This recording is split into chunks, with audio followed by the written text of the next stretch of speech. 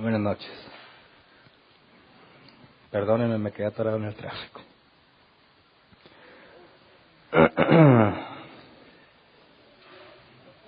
Cuando apenas pensaba que ya iba a librarle la garganta, ya me atacó otra vez. Así que aguántenme si de repente toso. Pero bueno, vamos a 2 Timoteo 3:16. Vamos a retomar lo que dejamos el miércoles pasado. El miércoles pasado vimos la primera parte del tema que se titulaba Toda la Escritura es inspirada por Dios. Y utilizamos este pasaje como base, del cual sacamos el nombre del tema, que dice: toda la Escritura es inspirada por Dios y útil para enseñar, para reprender, para corregir y para instruir en la justicia. Analizamos lo que esto implica en su contexto en cuanto a la responsabilidad que las iglesias debemos tener al tener la Escritura como máxima autoridad, y sacamos a flote el problema del canon bíblico. ¿Se acuerdan? Entonces, quisiera que viéramos el contexto del problema que quedé con ustedes que resolveríamos hoy. Así que esta es la segunda parte, pero no es la parte final. El tema que viene vamos a ver el Antiguo Testamento. Y luego, después del Antiguo Testamento, vamos a ver el tema de la inerrancia bíblica. Entonces, para hoy, que es la parte 2, nos vamos a enfocar en el problema que planteamos sobre el canon de lo que llamamos el Nuevo Testamento. Y dijimos que, según Pablo, la Escritura es inspirada por Dios, y vimos que la categoría de Escritura, o grafé en el griego, es aplicada en otros pasajes de la Escritura, de manera que sabemos que la Escritura es inspirada, y Pablo hace referencia a él mismo, al Evangelio según San Lucas. Pedro hace referencia a las cartas de Pablo como escritura inspirada. Y quisiera que repasáramos esos pasajes para entender la problemática. El primer pasaje fue 1 Timoteo 5:18. 1 Timoteo 5:18 dice: pues la Escritura dice, no le pongas bozal al buey mientras esté trillando, y el trabajador merece que se le pague su salario. Y vimos que cuando hace referencia al no ponerle bozal al buey mientras esté trillando, está hablando de Deuteronomio. Y cuando dice que el trabajador merece que se le pague su salario, está citando el Evangelio según San Lucas, capítulo 10, versículo 7. Entonces, Pablo está poniendo al mismo nivel de escritura a Deuteronomio y al Evangelio según San Lucas. Luego vamos a 2 de Pedro, capítulo 3, versículo 15 y 16. 2 de Pedro 3, 15 y 16 dice: tengan presente que la paciencia de nuestro Señor significa salvación, tal como lo escribió también nuestro querido hermano Pablo con la sabiduría que Dios le dio. En todas sus cartas se refiere a estos mismos temas. Hay en ellas algunos puntos difíciles de entender que los ignorantes e inconstantes tergiversan, como lo hacen también con las demás escrituras, para su propia perdición. Y vimos que Pedro reconoce las cartas de Pablo como escritura, inspiración divina. Y luego vamos a 1 de Tesalonicenses, capítulo 4, versículo 15. Aquí está hablando Pablo y dice: conforme a lo dicho por el Señor, afirmamos que nosotros, los que estemos vivos y hayamos quedado hasta la venida del Señor, de ninguna manera nos adelantaremos a los que hayan muerto. Y no hay ningún pasaje en la Escritura que hable de esto. Y Pablo asegura que esto que está diciendo es conforme a lo dicho por el Señor. Así que, puesto que no existe en todo el Antiguo Testamento, ni en ninguna carta previa o libro o documento del Nuevo Testamento previo a esta 1 de Tesalonicenses, concluimos que es algo que Dios le mostró. Y si vamos por último a Gálatas 1, 11 y 12, aquí Pablo dice claramente que lo que él enseña fue revelado directamente por Jesucristo. Dice: quiero que sepan, hermanos, que el evangelio que yo predico no es invención humana. No lo recibí ni lo aprendí de ningún ser humano, sino que me llegó por revelación de Jesucristo. Así que vemos que el propio Pablo, que en otras cartas asegura que en quien no se apegue al evangelio que él enseña es anatema, Pablo está diciendo que sus escritos no son humanos, sino dados por revelación, es decir, está hablando en nombre del Señor. En este pasaje probablemente se refiere a Jesús, a quien normalmente se le dice Señor. Entonces, vemos que pudiésemos, en el contexto del Nuevo Testamento, confiar en el Evangelio según San Lucas, ya que Pablo lo cita como escritura, ¿verdad? En las cartas de Pablo y, ¿qué más? Nada más, ¿verdad? Pablo no dice nada de Pedro, de que sea inspirado. Pedro sí lo dice de Pablo, Pablo lo dice de sí mismo y Pablo lo dice de Lucas. Lucas era alguien que viajó, y lo vimos en el libro de los Hechos y en otras cartas, viajó junto con Pablo. Lucas era colega, compañero de Pablo, así que, ¿qué hay con el resto del Nuevo Testamento? ¿Cómo podemos saber que es inspirado por Dios? Tenemos más cartas, ¿no? Vimos que cuando Pablo hacía referencia a la Escritura inspirada por Dios, un versículo antes hablaba de que Timoteo había sido criado, o desde pequeño se le habían enseñado sobre las Sagradas Escrituras, y vemos que era el Antiguo Testamento. Así que, bajo esos pasajes, Pablo asegura que todo el Antiguo Testamento es inspirado por Dios. Pero también tenemos un problema que no vamos a tocar hoy, pero lo pongo sobre la mesa. Si tú comparas la Biblia católica con la Biblia protestante, en el Nuevo Testamento tenemos los mismos libros, pero en el Antiguo Testamento ellos tienen 7 libros más. Entonces, si decimos que el Antiguo Testamento es inspirado por Dios, ¿estamos hablando de la versión católica o la versión protestante? Y aquí se genera mucha polémica, y ahorita vamos a leer algo al respecto, en cuanto a quién definió el canon bíblico, los libros, los 66 libros que debe tener la Biblia. Entonces, el objetivo es hoy, ya que partiendo de la carta a Timoteo, Pablo asegura que la Escritura es inspirada por Dios, primero tendríamos que saber si lo que nosotros tenemos como Nuevo Testamento, los 27 libros que tenemos, son confiables. Y si son confiables, ¿cómo sabemos que son confiables? Si queremos ser bíblicos y hacer lo que Dios quiere, pero te pones a leer Apocalipsis, o la carta a Santiago, o Judas, te darías cuenta que, bueno, ¿y de dónde sacaste que esa es escritura inspirada por Dios? O cómo puedes confiar en esas cartas, ya que la propia escritura no dice que esas sean inspiradas por Dios. Entonces aquí tenemos un problema que los cristianos tenemos que saber confrontar, saber responder, más que nada por algo individual, ¿no? Si queremos hacer lo que Dios quiere, tenemos que saber si lo que el Nuevo Testamento, los 27 libros que nosotros tenemos, pueden ser considerados como escritura inspirada por Dios. Si no, pues nos estamos haciendo locos y habría que dejar nada más las cartas paulinas y el Evangelio de Lucas y lo demás, deshacernos de él. Entonces, si todavía le agregáramos al Evangelio según Tomás, ¿alguien había escuchado que existe ese Evangelio? El Evangelio de Tomás, el Evangelio de Pedro, el Evangelio de Felipe, el Evangelio según María, y por ahí más. Esos no están en nuestro canon del Nuevo Testamento. ¿Por qué no están? ¿Por qué no los incluimos? Y aquí salen un montón de teorías conspirativas, ¿no? De que es un complot, de que quitamos lo que que la iglesia de aquel tiempo quitó lo que no le convenía y dejó lo que era útil para manipular a las masas, etcétera, etcétera. Entonces, tendríamos que determinar por qué razón en el Nuevo Testamento tenemos estos 27 libros y a los otros les llamamos apócrifos o dudosos. Los esconden, está prohibido que los leas, es pecado que los leas, o qué hacemos con eso. Entonces, vamos a enfocarnos el día de hoy en analizar la historia del cristianismo para entender cómo es que tenemos el Nuevo Testamento y determinar si puede ser confiable o no. Y en base a qué, principalmente, se hizo el compendio de los 27 libros, ¿verdad? ¿Qué hacemos con los que se descartaron como apócrifos? Entonces, tendríamos que determinar, para empezar, si queremos estar seguros que estamos estudiando lo mismo que la iglesia que fundó Jesús y que los apóstoles expandieron y crearon en distintas ciudades, ¿estamos estudiando lo mismo que ellos o estamos estudiando cosas completamente distintas? Si estamos estudiando lo mismo que ellos, podríamos tener cierta certidumbre de que podemos tener confianza en lo que nosotros le llamamos el Nuevo Testamento. Pero si la iglesia primitiva no leía nada de lo que leemos, ¿cómo le hacemos para confiar en lo que tenemos? Entonces, quisiera que viéramos a grandes rasgos que de los 27 libros que tenemos hay un proceso y algunos creen que fue la iglesia católica quien determinó el canon bíblico. Y ahorita voy a llegar a ese tema porque es un juego de palabras. Porque nosotros, si queremos ser bíblicos, también tenemos que creer en la Iglesia Católica, pero no la Iglesia Católica Romana, que son cosas separadas. Lo que nosotros le llamamos la Iglesia Católica, le falta una palabra para saber o para poder clasificarla, porque bíblicamente sabemos que hay una sola Iglesia, ¿verdad? Y la palabra católico significa universal. Así que decir que la Iglesia es católica es decir la verdad bíblicamente hablando.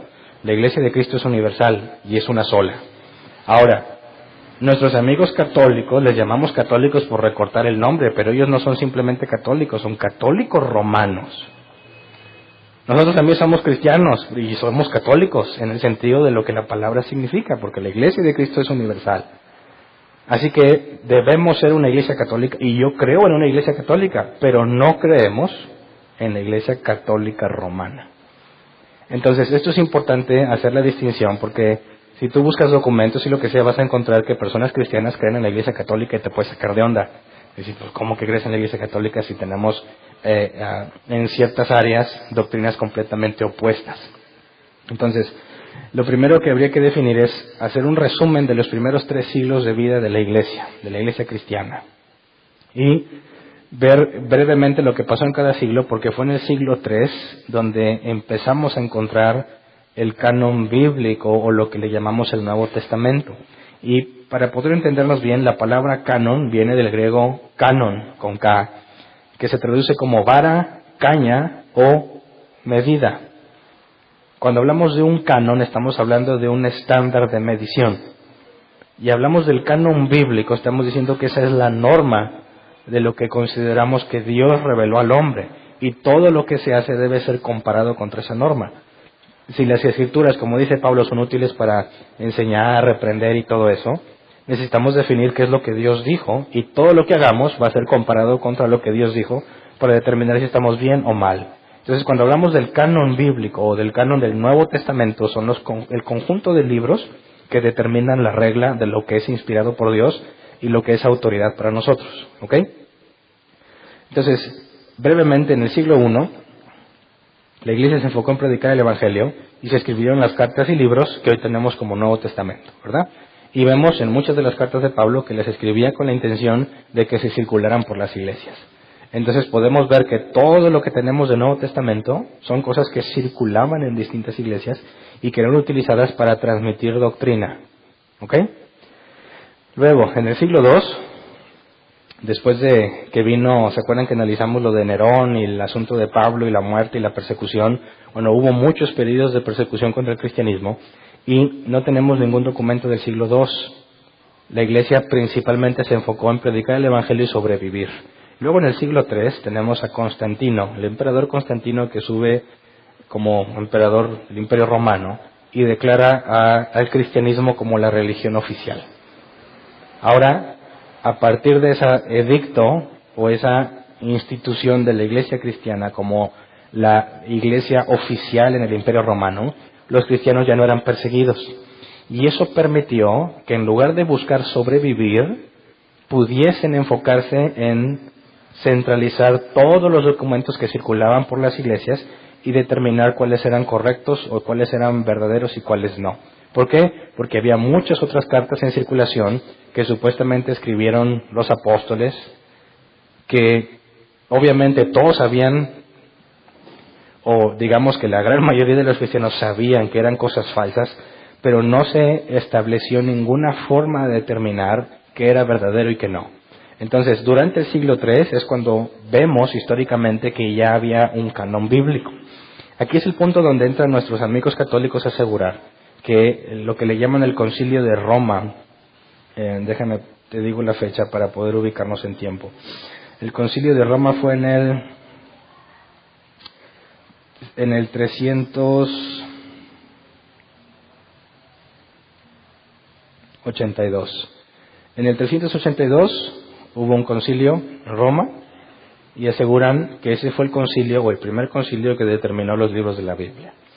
Entonces muchos católicos le dicen a los cristianos, tú dices que tú, cristiano protestante, tienes la iglesia verdadera, pero los libros que lees fueron decididos por la iglesia católica en el 382. De manera que es inconsistente o incongruente que digas que ellos son falsos cuando lees la Biblia que ellos definieron, ¿no? Si tú crees que nuestro Nuevo Testamento es inspirado por Dios, bueno, dicen, fue la Iglesia Católica quien lo definió.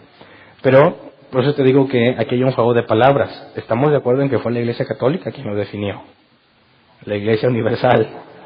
Pero no la Iglesia Católica Romana, porque la Iglesia Católica Romana es, o existe, a partir de la Reforma Protestante, donde se hace una separación, los protestantes y la Iglesia Católica Romana. Entonces, ahí hay una diferencia. Y cuando la Iglesia Católica Romana definió la Escritura fue en el año, en el Concilio de Trento se llama, y lo pueden checar por ahí, entre 1545 y 1563. Allí es cuando la Iglesia Católica Romana define su canon bíblico y no es el mismo que el de nosotros los protestantes. Entonces, cualquiera que quiera decir que en el Concilio de Roma de 382 la Iglesia Católica estableció el canon bíblico, vamos a estar de acuerdo, ¿verdad? Pero eso no significa que fue la Católica Romana quien lo definió. Y además, ese concilio fue regional. Era válido solo para los que participaron en el concilio. No era una decisión, como le llaman en aquellos tiempos, ecuménica, que abarcaba todo el cristianismo de todas partes.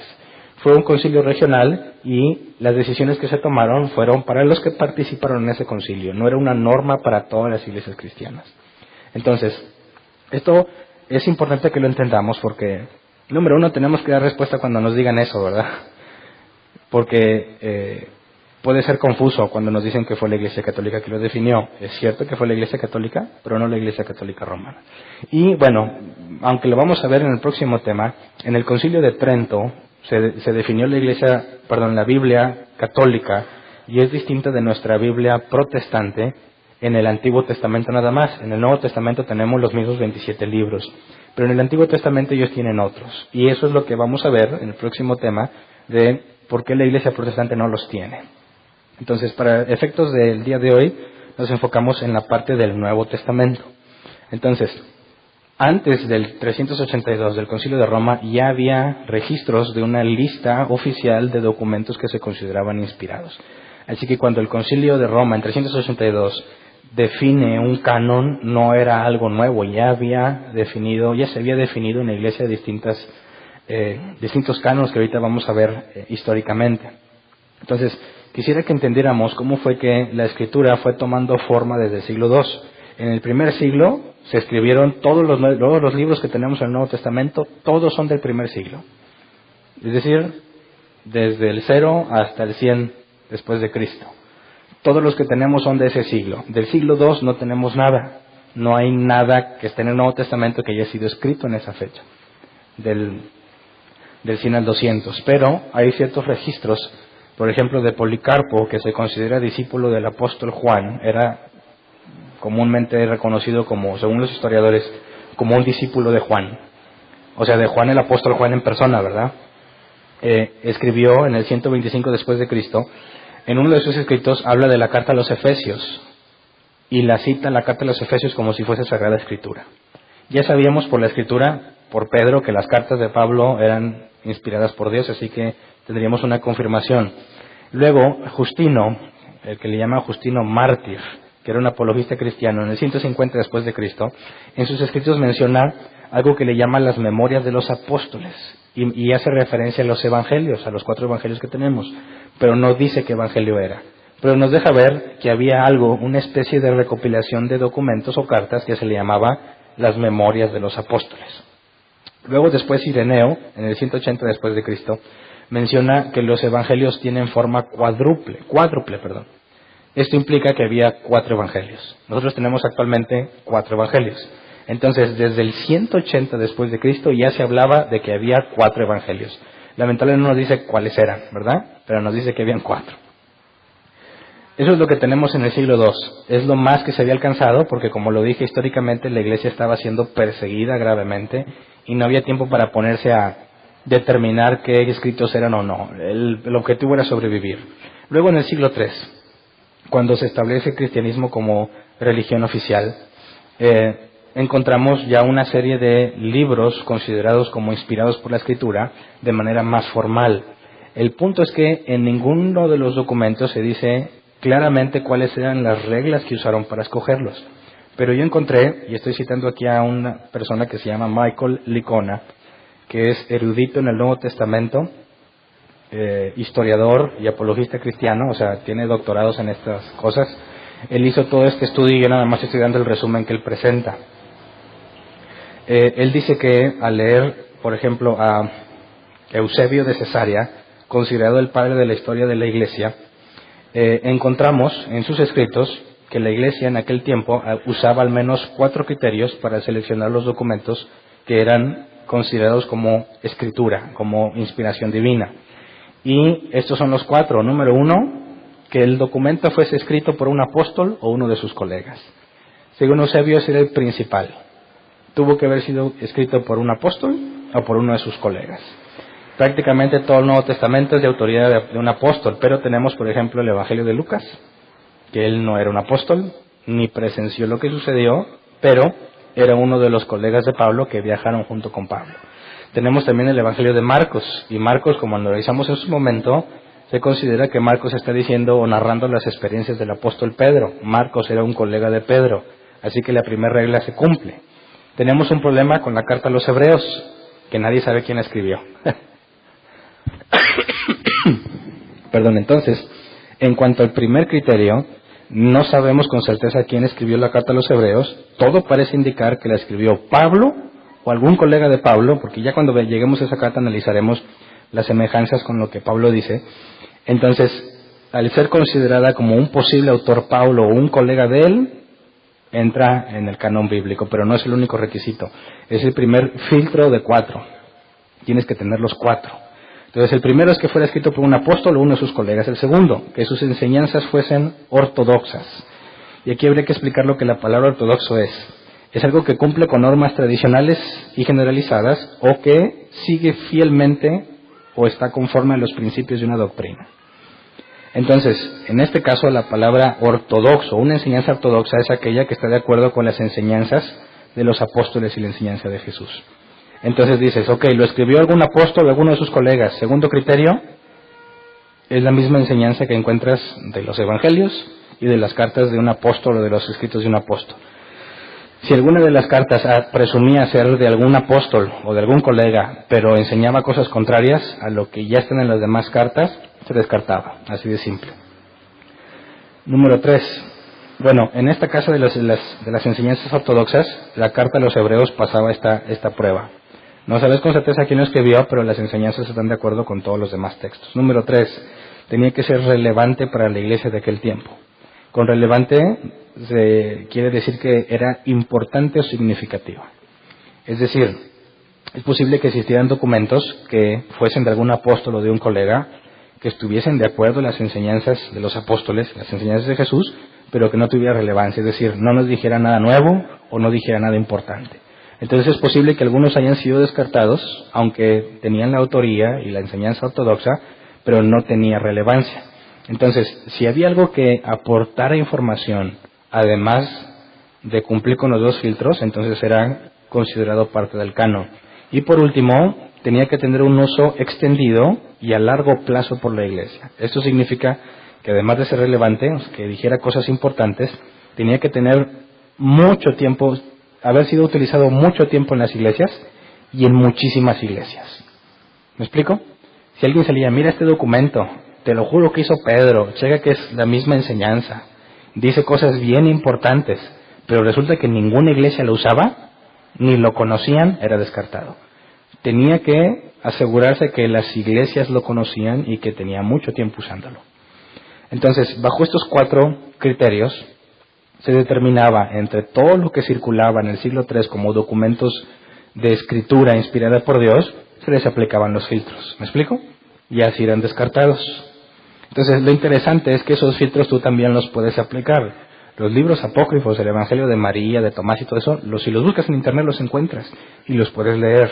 Y tú mismo puedes aplicarle los filtros. Creo que es el Evangelio de Pedro, donde se habla de que cuando resucitó Jesús, salió y había una enorme cruz que llegaba hasta el cielo y caminaba y hablaba. Y los ángeles estaban felices porque Jesús había resucitado. Y la cruz también decía, yes, y celebraba que Jesús había resucitado. Y tú dices, bueno, ¿eso qué tiene que ver con los textos narrados en los 4 evangelios? Y lo más grave es que venía de mitad del siglo II en delante. Es decir, fue escrito muchísimo tiempo después de que los apóstoles y sus colegas ya habían muerto. Entonces, si te fijas, no se trata de que un grupo de personas votaron a ver quién le parecía más bíblico, sino que se les aplicaba un criterio para tener certeza de que es un documento confiable. Entonces, considerando esos 4 criterios que Eusebio manifestó en sus escritos, podemos ver que los documentos que tenemos de distintos líderes cristianos del siglo III nos dan información sobre lo que la iglesia de aquel tiempo entendía que era el Nuevo Testamento. Por ejemplo, el propio Eusebio, entre sus escritos entre 320 y 330, dice que la iglesia en su tiempo reconocía 22 de los 27 libros que tenemos actualmente en el Nuevo Testamento. Ellos decían que 22 sí eran escritura inspirada por Dios y 5 de ellos no. Esos 5 eran Santiago, Judas, Segunda de Pedro, Segunda y Tercera de Juan. Ellos decían que no tenían certeza de que hubiesen sido escritos por un apóstol o por un colega de algún apóstol.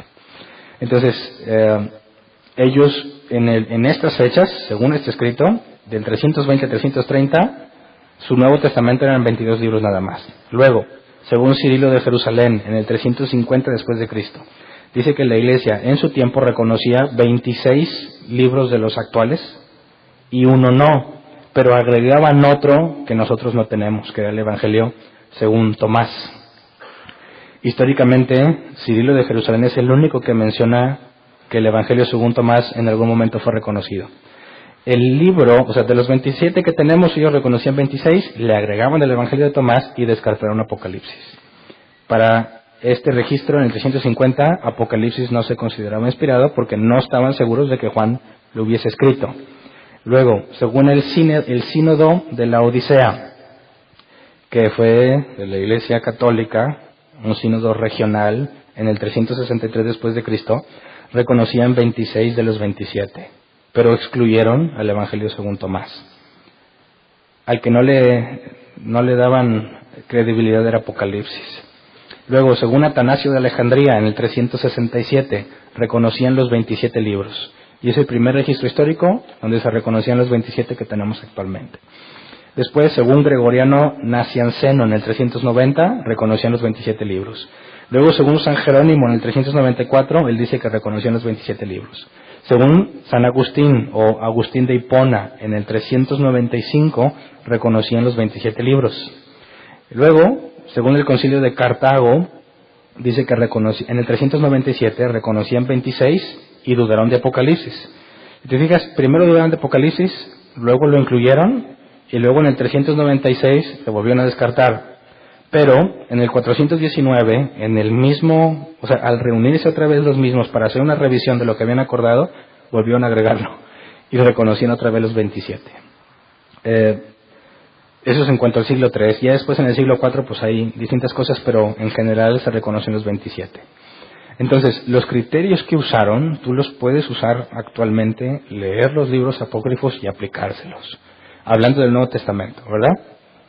Estamos leyendo lo mismo que los cristianos del siglo III, aplicarle los criterios, encontraron que la iglesia antes de ellos usaba como documentos inspirados por Dios. Entonces, ¿tú confiarías como escritura divina algo que no cumple con los 4 criterios? Es decir, no es de un apóstol ni de un colega. Las enseñanzas son distintas a los registros de ellos. Número 3, ¿cuál era el 3? Ya se me olvidó.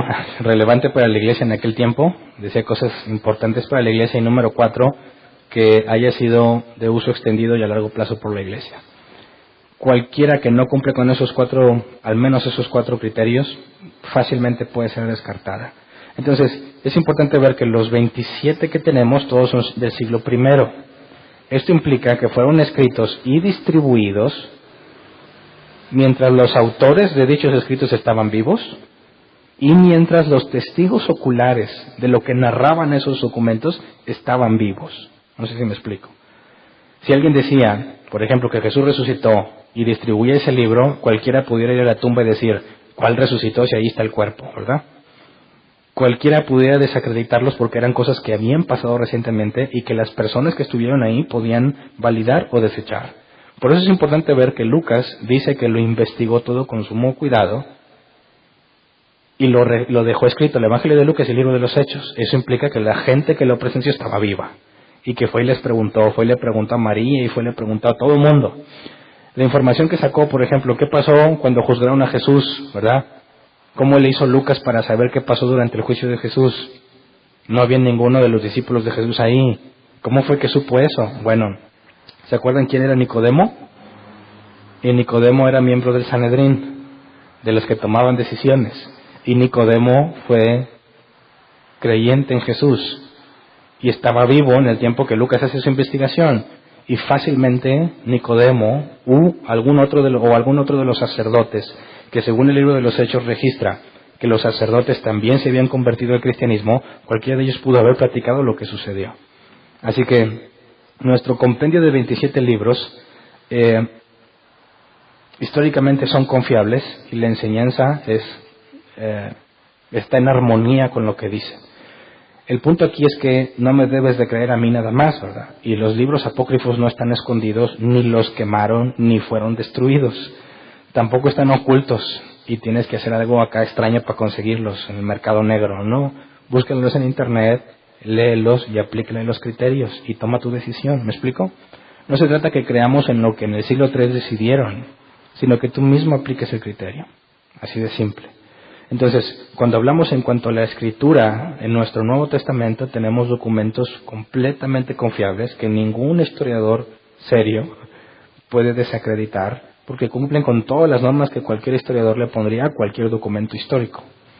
De hecho, Jesús es la persona que más evidencia tiene en documentos escritos cercanos a la fecha del suceso. Prácticamente ninguna otra persona. Entonces, cuando hablamos de nuestro Nuevo Testamento, no tenemos conflicto con la Iglesia Católica, la Iglesia Católica Romana. Estamos de acuerdo en los mismos 27 libros. El conflicto viene en lo que le llamamos el Antiguo Testamento. Porque los libros que ellos tienen son fundamento para las cosas que ellos hacen, por ejemplo, el purgatorio o la intercesión por los muertos. Los sacan de libros que ellos dejaron en el Antiguo Testamento y la idea es que en la próxima clase los analizaremos y veremos porciones de esos textos que demuestran que no puede ser escritura inspirada por Dios, además de ver cosas que enseñó Jesús. Entonces, los libros apócrifos tampoco son necesariamente documentos malignos. Por ejemplo, ¿quién ha leído el libro de Enoc? ¿Nadie? Uno. ¿Sabías que existía un libro de Enoc? Ok, supuestamente Enoc escribió muchas de las cosas. Bueno, ¿se acuerdan quién es Enoc, verdad? Pues para estar seguro primero de eso. Enoc caminó con Dios, decía Enoc, no, pues que era un discípulo de Jesús. Enoc, allá, Adán y Eva, pocas generaciones, Enoc caminó con Dios, ¿verdad? Y se lo llevó. Ok, resulta que Enoc deja un escrito, supuestamente, donde escribe cómo fue que los hombres aprendieron agricultura, herrería. Supuestamente habla de los ángeles que pecaron, que Judas hace mención a ellos que están encerrados, y te da el nombre de los ángeles, y que él estuvo ahí de mediador entre Dios y los ángeles. Iba con los ángeles y le decía, hombre, ya, pues pídele perdón a Dios, hombre, vas a estar aquí encerrado, y el ángel no quería. Y lo iba con Dios y le decía, dale chanza, y Dios no quería. Entonces, ese libro no se considera inspirado por Dios porque nadie sabe quién lo escribió ni la fecha en la que se escribió. Ponerle el nombre de Enoc no es suficiente, ¿verdad? Yo también podría sacar el Evangelio según Pedro, el verdadero Pedro, y ahí va. ¿Quién me va a creer? Ay, dice que fue Pedro el verdadero. Sí, pero pues no es así, ¿verdad? Tiene que tener validez histórica. Entonces, no tenemos nada de qué avergonzarnos ni nada de qué preocuparnos cuando estudiamos los 27 libros que tenemos en el Nuevo Testamento. Y debemos de tener la información para poder defender de las acusaciones que se nos digan, porque es fácil encontrar en redes sociales y en todo que fue un complot, que está manipulado, que los libros, si hay hombres falibles, los conjuntaron como un canon bíblico, ¿qué confianza le puedes tener a esos hombres? Es que el punto, si te fijas, por los criterios y las distintas épocas en el siglo III, cómo la Iglesia excluía a unos y luego los volvía a meter y luego quizás los excluía y otra vez. Si te fijas, nunca agregaron otros, nunca hicieron nada por agregar cosas nuevas. El enfoque era saber qué quitaban de lo que la Iglesia usaba. ¿Me explico? Entonces, cualquier cosa que salga después del siglo II, es más, sí, del 100 para arriba es casi imposible que la haya escrito un colega o un apóstol y que tenga relevancia para la Iglesia, que nos diga cosas útiles. Por ejemplo, Policarpo, ya vimos, en el 125, que era discípulo de Juan, pero eso no está considerado en la Escritura porque él nunca manifestó nada profético, ni nada que fuese nuevo, ni tampoco aseguró que lo que hablaba era de parte de Dios. Entonces, en cuanto al Nuevo Testamento, los libros que tenemos son confiables, ¿ok? El Viejo Testamento, aquí hay otra información que hay que ver a detalle, porque implica, ¿se acuerdan que les hablé de la versión de la Septuaginta? De la Biblia que muy seguramente leyó Jesús y los discípulos en griego, y que se asegure que ahí estaban los libros apócrifos, los que tiene la Iglesia Católica, que nosotros no tenemos. Y era un argumento, o parece un argumento fuerte decir, oye, ¿qué onda? La Biblia que Jesús leía sí los tiene y la tuya no. ¿Por qué los quitaste si Jesús los leía y Pablo los leyó? Y ya vimos que Pablo cita la Septuaginta. Entonces, aquí hay más información todavía, por eso lo tuve que partir en otro tema, para poder profundizar y ver prácticamente con unos criterios similares la información que muestran estos libros y el periodo en el que se escribió. Entonces, los libros que son apócrifos en el Antiguo Testamento o deuterocanónicos, que creo fue Lutero quien dijo son libros útiles para leer, pero no son inspirados por Dios, conllevan ciertas enseñanzas que nosotros los protestantes consideramos herejía, pero que nuestros amigos católicos consideran bíblicas. Entonces, para poder entender por qué un católico hace lo que hace y es a veces tan opuesto a lo que hacemos, es necesario leer esos libros. Pero con criterios útiles que veremos para determinar si son confiables o no, y sobre todo qué pensaban los judíos de aquel entonces, ¿verdad?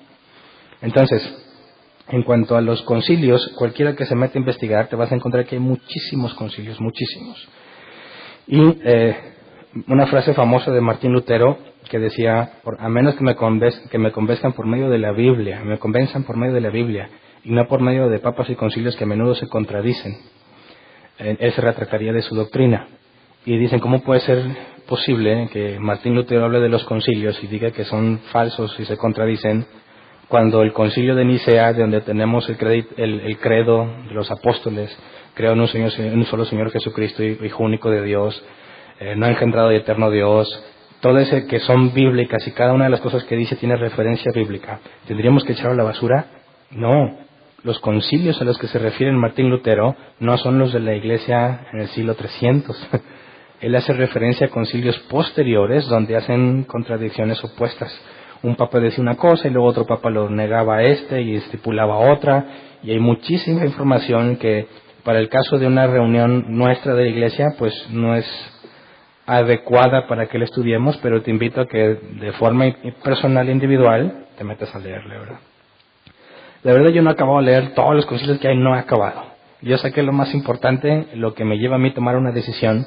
Cuando algún amigo católico me diga, ¿y por qué tú no tienes esos libros? Pues puedo responder tranquilamente que no están en la Escritura porque yo también los rechazo. ¿Me explico? No nada más porque, no, pues es que dijeron.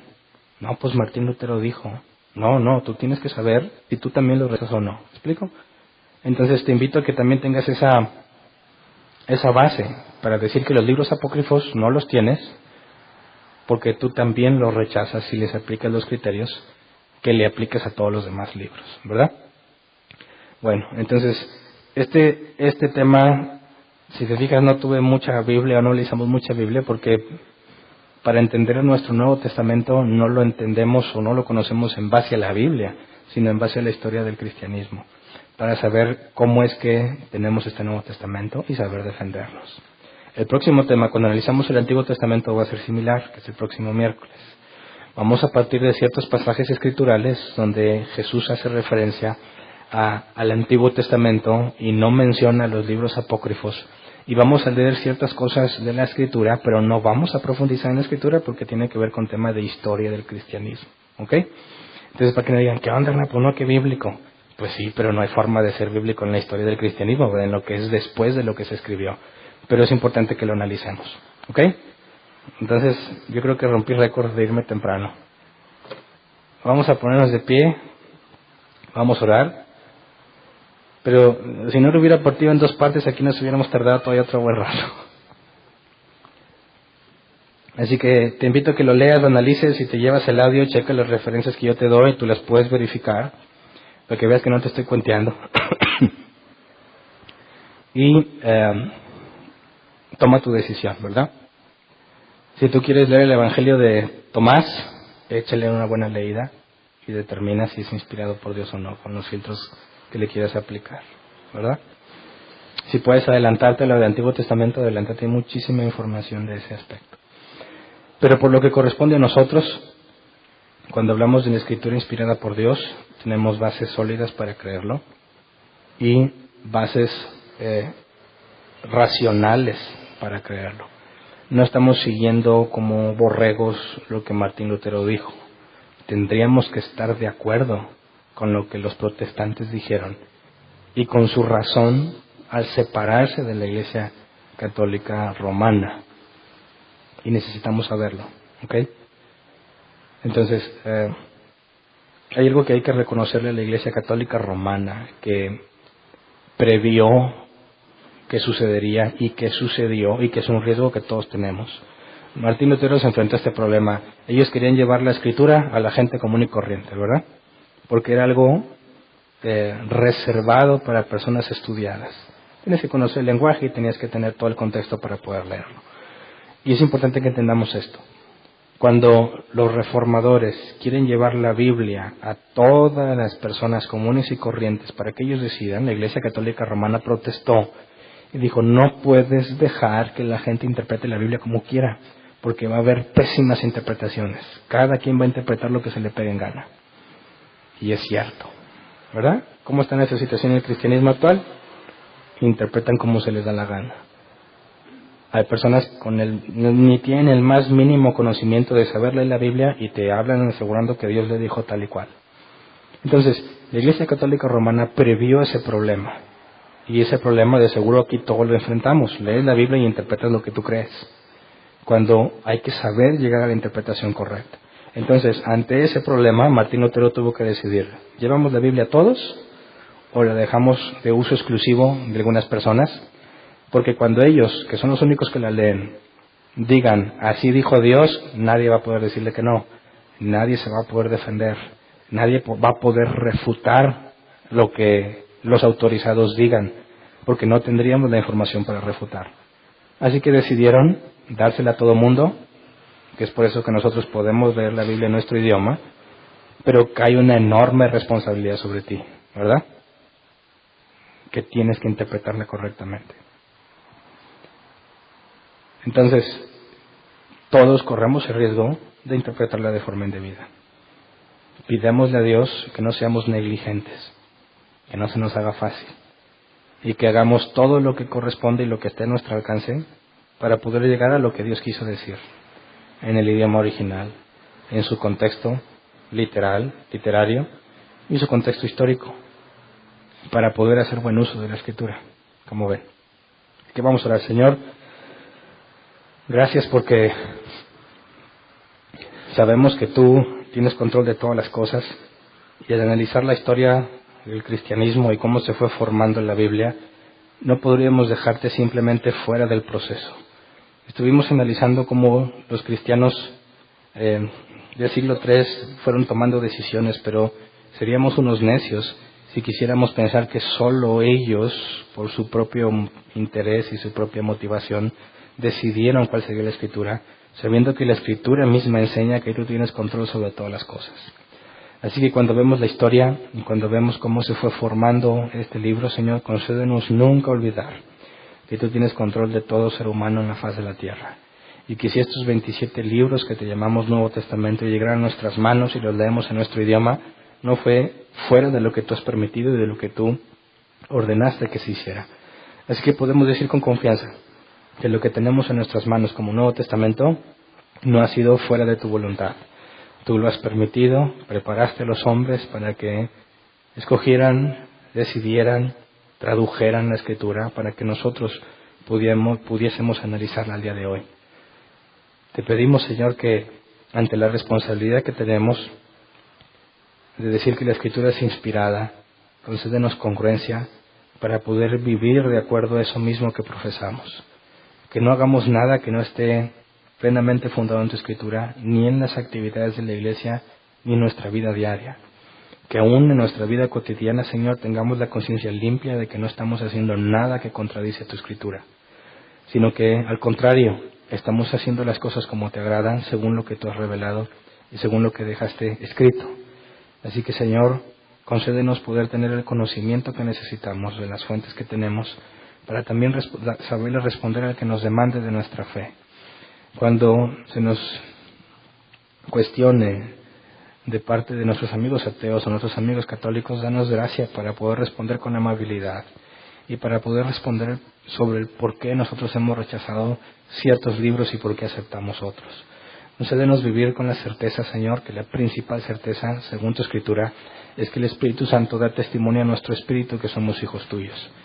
Permítenos el no confiar en nuestras habilidades, ni en nuestras investigaciones, ni en el conocimiento que hayamos adquirido, sino en tu gracia inmerecida que derramas sobre todos nosotros.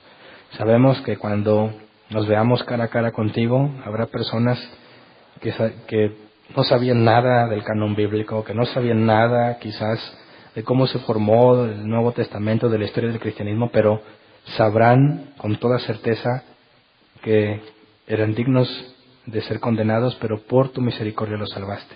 Y eso es más que suficiente, Señor. La Escritura dice que es por fe, es por tu misericordia, es por gracia y no por obras.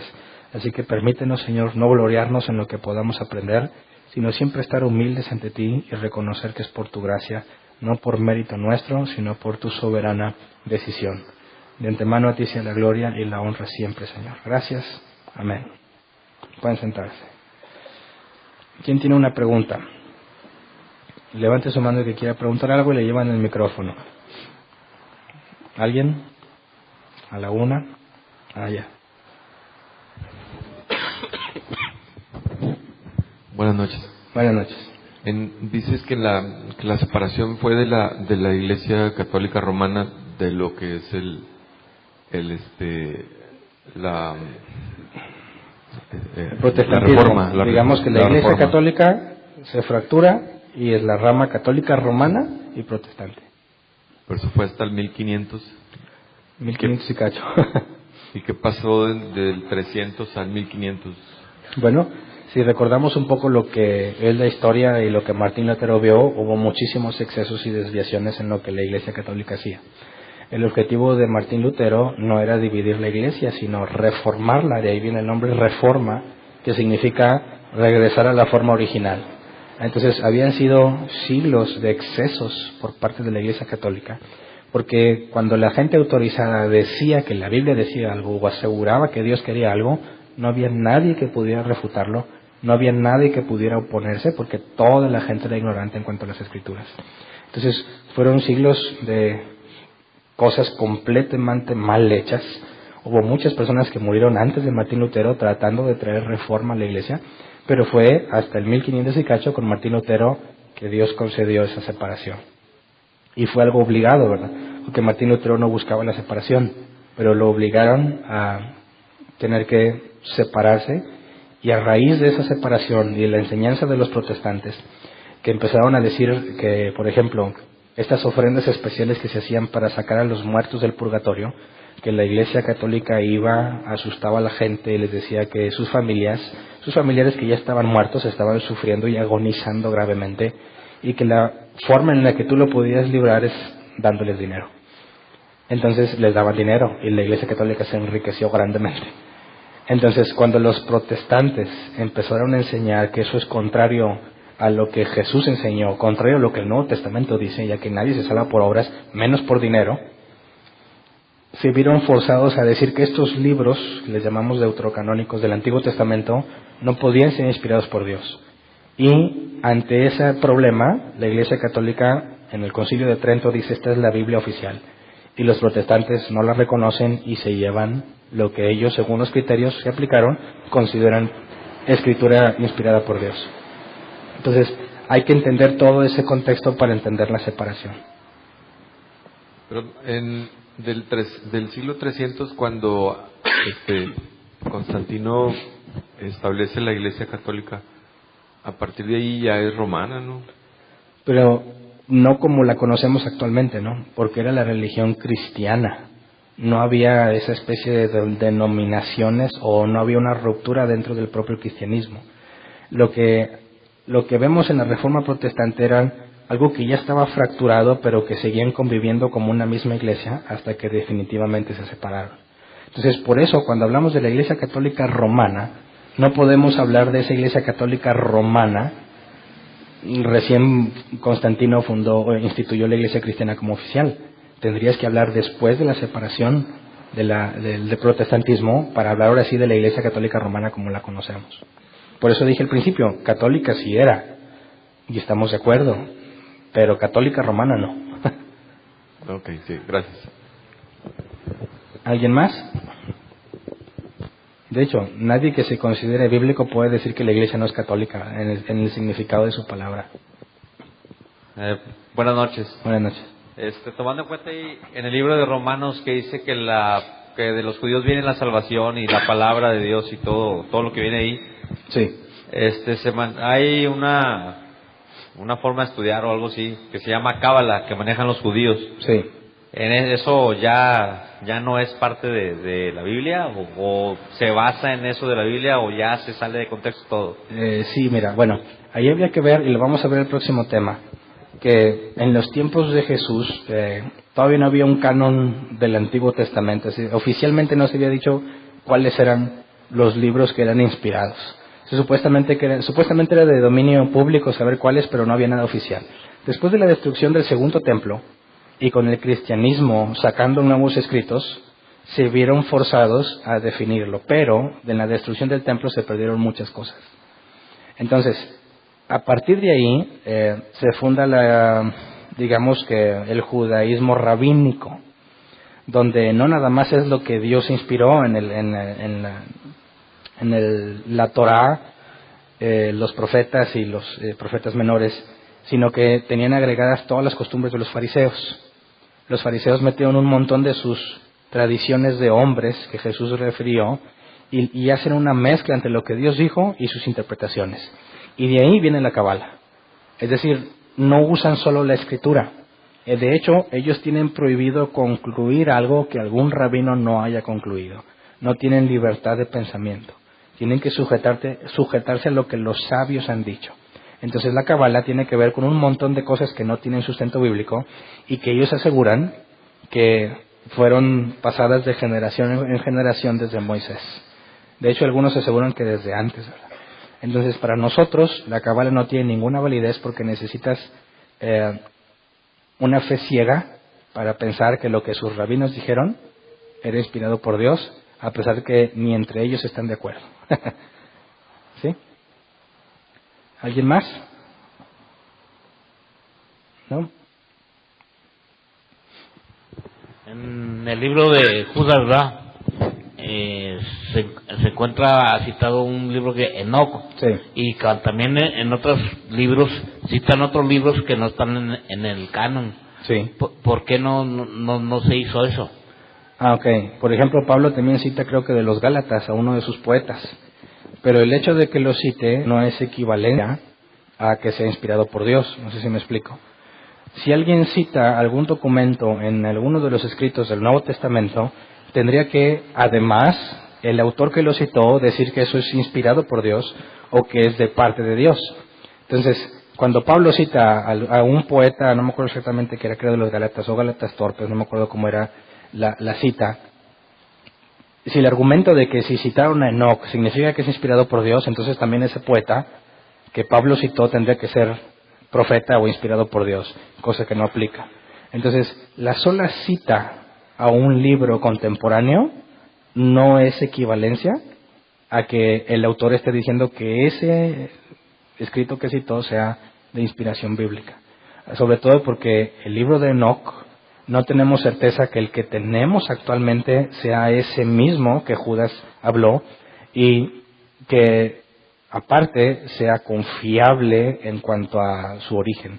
Si no hay forma de verificar a qué le llamaban ellos el libro de Enoc, no hay ninguna justificación para que nosotros pensemos que es el que nosotros conocemos como el libro de Enoc. ¿Sí me explico?